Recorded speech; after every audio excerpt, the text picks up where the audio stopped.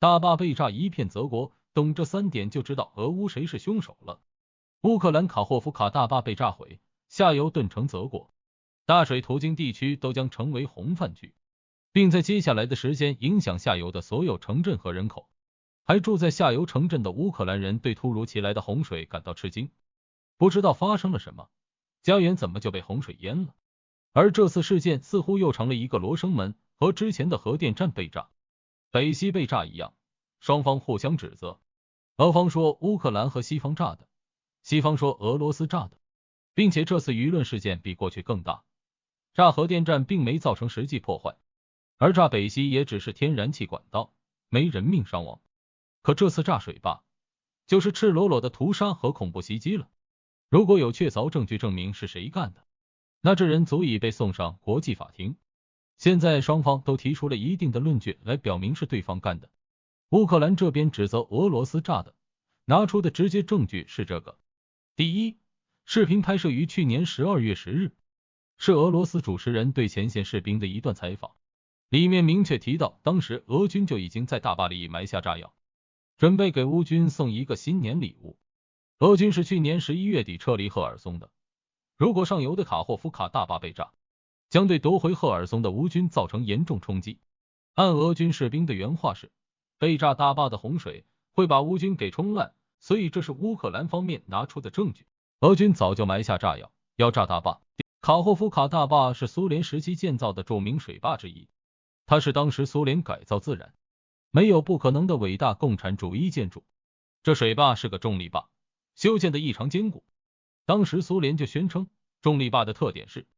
较难被常规武器摧毁，甚至可以扛住原子弹的打击。所以乌克兰想用海马斯或者大炮就把这座苏联时期的坚固大坝摧毁，是不可能的。想要炸毁这个大坝，最好的方法是直接在内部安装炸药，从结构点破坏，才能把大坝给炸毁。言下之意是，乌克兰没能力炸毁大坝，而俄军有。第三，乌克兰的反攻。乌克兰发言人说，我们昨天刚宣布反攻，今天大坝就被炸毁，如果是我们干的，你觉得合乎逻辑吗？乌克兰反攻的一大目标就是夺回克里米亚，而夺回克里米亚的第一步就是打下赫尔松南部地区。可如今卡霍夫卡大坝一炸，下游一片泽国，装甲部队和士兵难以通过，阻挡了乌克兰向南的反攻。老蒋当年炸花园口，造成黄河洪水，导致几十万人死亡，目的是为了阻止日军进攻。苏德战争时期，苏联也炸毁了第聂伯河大坝，阻止德军进攻。汹涌洪水成功阻挡德军装甲部队的进攻，苏军借助洪水坚守对岸1个多月。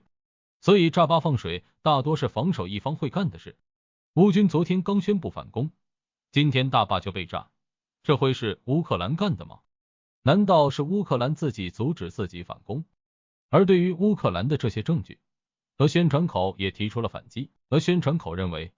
第一，针对埋炸药视频，视频里说俄军去年12月就在大坝里埋下炸弹，准备给乌军送上一份新年礼物。可为什么这份礼物后来又没送出呢？俄军如果早埋好炸药，为什么又不炸了呢？新年没炸，乌军夺回赫尔松也没炸，如果想要炸，早就炸了。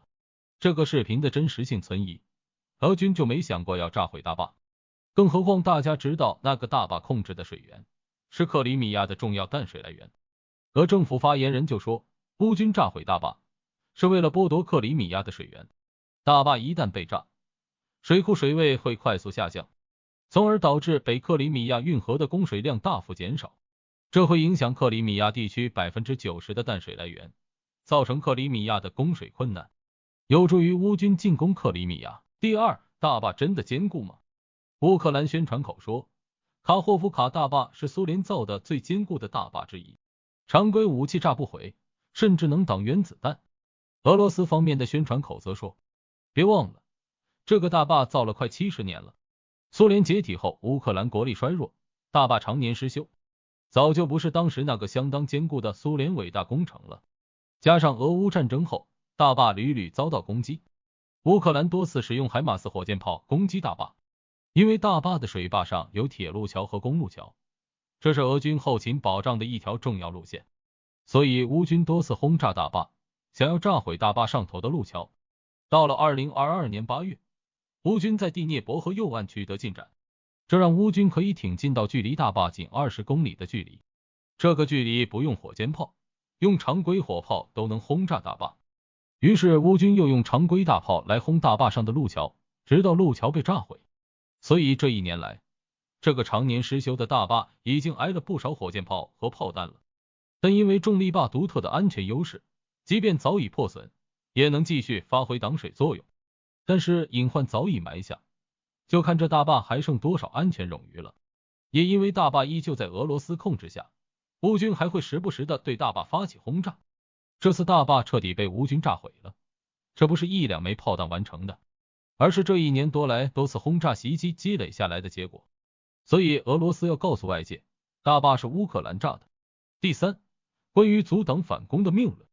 乌克兰宣传口说，俄军炸大坝是为了阻止乌克兰反攻。昨天乌克兰反攻，今天俄就把大坝给炸了。时间点上看似乎也合理，但俄罗斯宣传口站出来告诉你说，这完全是一派胡言。乌克兰去炸大坝不是为了阻挡反攻，而是为了破坏俄罗斯建立的防御工事，有点像关于水淹七军的意思。这是第聂伯河南岸俄军建立的防御工事，可以看到在南岸为了应对反攻，俄军建立了不少防御工事，可随着上游大坝被炸，洪水顺河而下，冲垮冲毁俄军防御工事，不管是挖的沟、埋的雷、架的武器，全都泡在大水里，几个月建立起来的防御工事全没用了。如果俄军想要炸毁大坝放水，那为什么还要建立这些防御工事呢？更何况现在冲下来的大水会流入大海，等水位退去，乌克兰就可继续进攻，而那时候乌军面前已经没有俄罗斯构筑的那第一道最强防线了。还有在昨天 CNN 采访美国的军事专家时，美方军事专家也觉得炸大坝是乌克兰下的一步险棋。美国专家说，炸毁大坝放水是乌克兰工程师计算好的，目的是水位上升后，乌克兰就能使用2栖登陆艇来跨越第聂伯河，向对岸的俄军发起攻击。而那时候俄军的防御工事已经被洪水摧毁了，所以美国军事专家判断，乌克兰炸毁大坝更有可能：一是利用2栖艇渡河；二摧毁和对岸防御工事。现在关于大坝到底是谁炸的，双方各执一词，但在舆论场上倒是有一个有趣现象，就是在西方的英文网络上，相信是乌克兰炸毁大坝的居然更多，认为乌克兰炸的 61.9%， 475次投票；认为乌克兰炸的 83.4%， 302次投票；认为乌克兰炸的 79.9%， 7.1万次投票；认为乌克兰炸的 55.4%， 10.6万次投票。在这2个7万次投票和10万次投票里，大多数人都认为是乌克兰炸的。这个投票样本已经不算小了，更何况这还都是英文媒体，参与投票的也大多数是美国人、英国人、加拿大人和澳大利亚人，换句话说是标准的西方人。奇怪的是，为什么西方那么支持乌克兰，可在民间的投票里，大多数人却认为这次大坝被炸事件凶手是乌克兰呢？是西方人更理性，还是西方民间并不那么喜欢乌克兰？更有意思的是，在评论里还有一部分美国人认为炸大坝这是美国干的，或者是美国教唆乌克兰干的，因为之前北溪2号被炸的时候，西方就指控是俄国干的，可最后更多证据证明这是美国训练和派遣的军事人员去炸的，所以美国人自己都不太信这回的大坝是俄国人炸的。那么听完了双方的故事后，你认为这大坝是谁炸的呢？在评论区留下你的看法。感谢各位的点赞、转发和分享，关注我，每天带来不一样的热点资讯。